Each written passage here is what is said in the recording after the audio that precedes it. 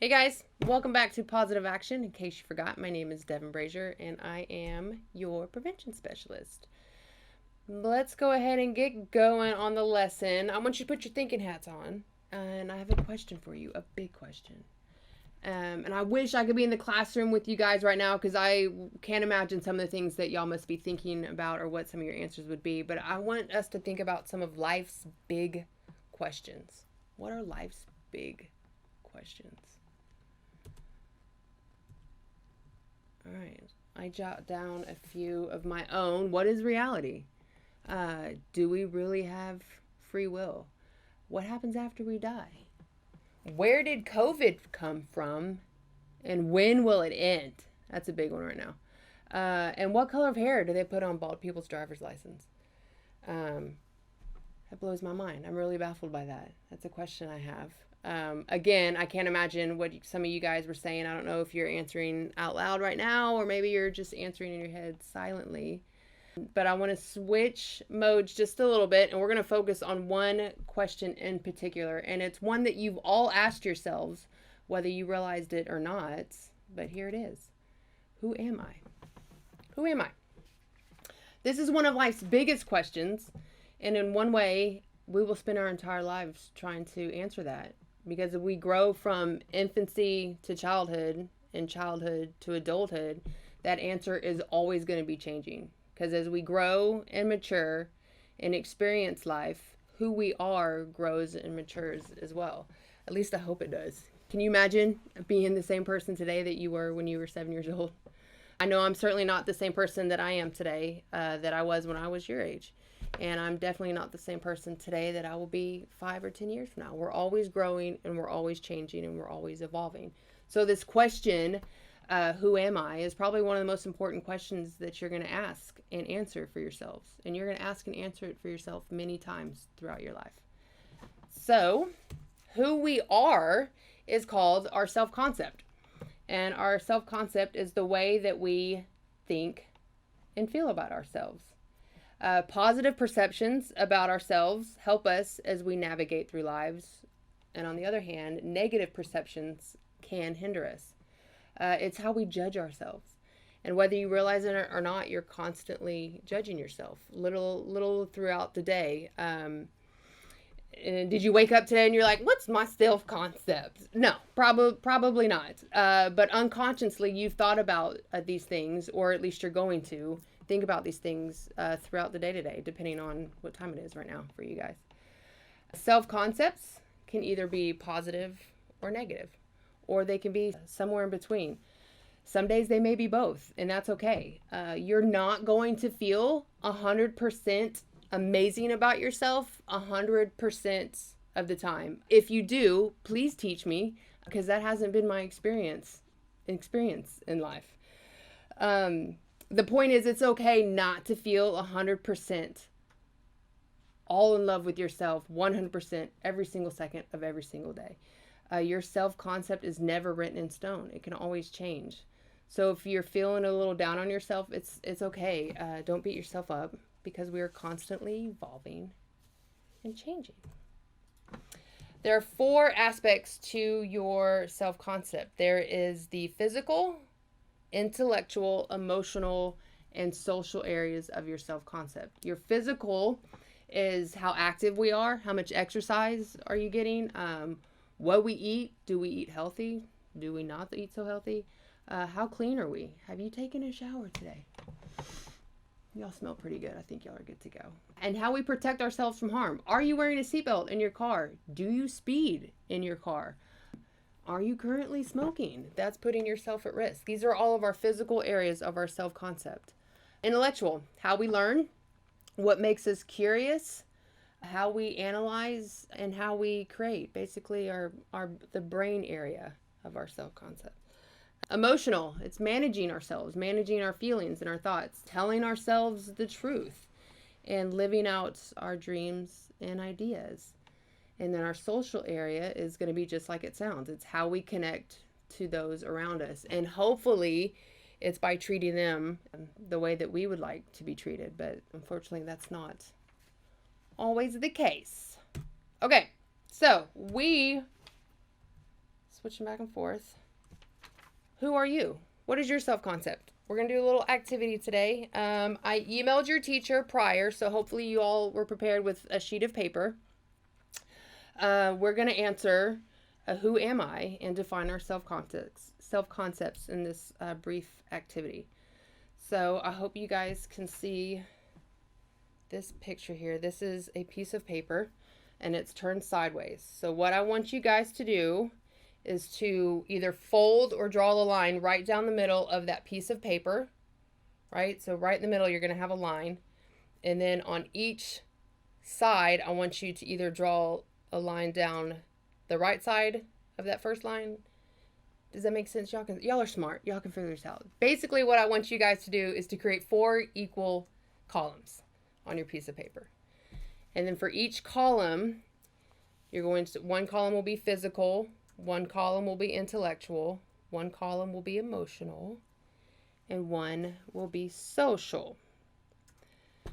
Okay, I want you guys to write a brief description of how you see yourself in those areas. There are no right or wrong answers. There's only your truth. And this is just for you. It's just for your eyes. You're not going to have to get up and share it. You don't have to show anybody. This is just for your personal knowledge. And I just want you to take a minute and then write about it. And we're going to work on this for about 5 minutes. Any longer and you'll think about it too much and it won't be so authentic. Okay, in case you forgot, we're going to back up just a little bit. So your physical area is how active you are, like how much exercise or how little exercise do you get? How well do you eat? How clean are you? How well do you protect yourself from risk and harm? Intellectual is how we learn. It's how we think. It's how we process information, how we create.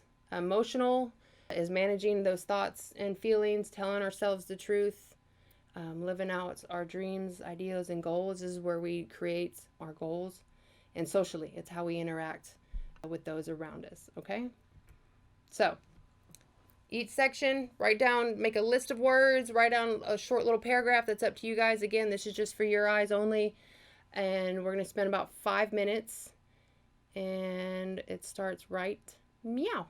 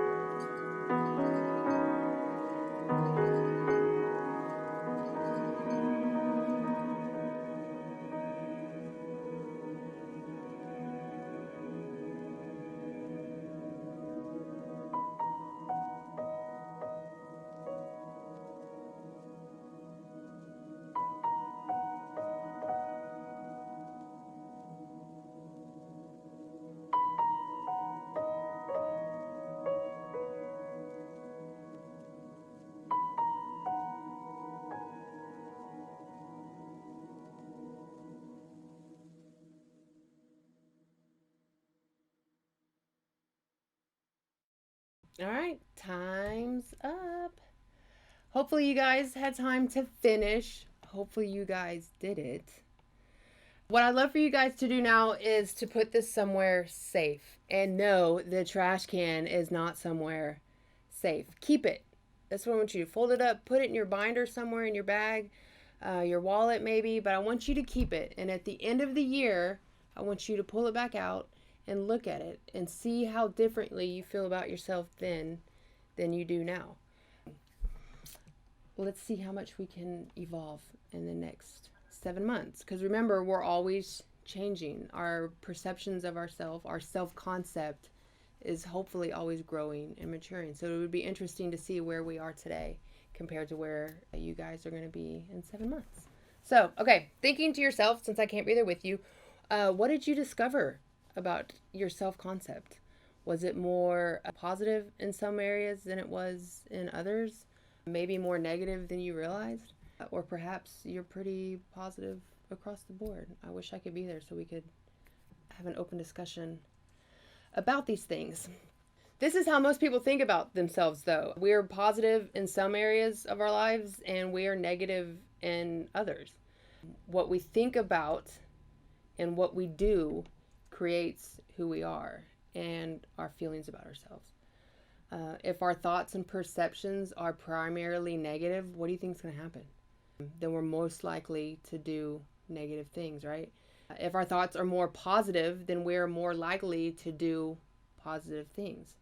Doing positive actions, it establishes strong and healthy self-concepts, a healthy character, and makes us competent with our own lives. That's the goal anyway. And that's that whole, our thoughts, actions, feeling cycle and positive action. That's our whole theme, our whole goal. Doing positive actions rather than negative ones can change the way that we feel about ourselves. And that's when you feel good about yourself, when you think and do positive actions. And there's always a positive way to do everything. Always. And we're going to talk more about that throughout this semester. But Ms. Devon, what if I discovered my thoughts are negative? It's okay. Our self-concept is the way that we think and we feel about ourselves. It's what we believe about who we are and what we can do that creates our self-concepts. What we believe. I don't know about you, but my brain can be pretty gullible. So if I fill it with negative thoughts and negative feelings, then I will start thinking it's true and I will begin to alter my actions around these negative thoughts and feelings. So I need to make a shift, right? I need to change the way I feel about myself so that my thoughts and my actions will start shifting as well. Guess what time it is, guys? It is TikTok time. I love me some TikTok. I saw this video and it knocked me sideways. I thought, this is such a brilliant idea, and I don't care how old you are. At least this is something that I still struggle with, and I love the message in this video, and I thought this is perfect. So I want you guys to watch this before we exit today, and this is a nugget I want to leave you with. If you are struggling with some areas in your self-concept, some areas in your life that might be a little bit negative, I want you to watch this video, and I want you to create your own Brad, and you're going to know what I'm talking about here in just a second. So we're going to exit with this video. From this moment until next week, I want you guys to play with this a little bit. And I don't want to say too much because I don't want to ruin the surprise, but we're going to have a go away Brad. So if you are struggling with those negative thoughts, this is what I want you to do. This is what I do, and it's helped me so much. So with that being said, I'm going to exit with this video, and I will see you guys next week. Hey, so if you've been following me for a while, or you follow me on Instagram, you might know that I called my self-doubt voice Brad. I named it Brad, like a really obnoxious frat guy in a pink polo kind of Brad. That way, when my self-doubt voice was going like, you can't do this, or like, you look so stupid right now, I could just go, shut up, Brad. But you know what I realized? Not only was that a genius technique, and you're gonna have to pick your own little self-voice image that just irritates the crap out of you, because frat boys are just specifically what works for me. But the more you tell that inner voice to shut up, after you've given it a face and a name, you tell it to shut up, they just stop coming around. Like, I was just thinking today, like, man, we haven't heard from Brad in a while, which I'm cool with.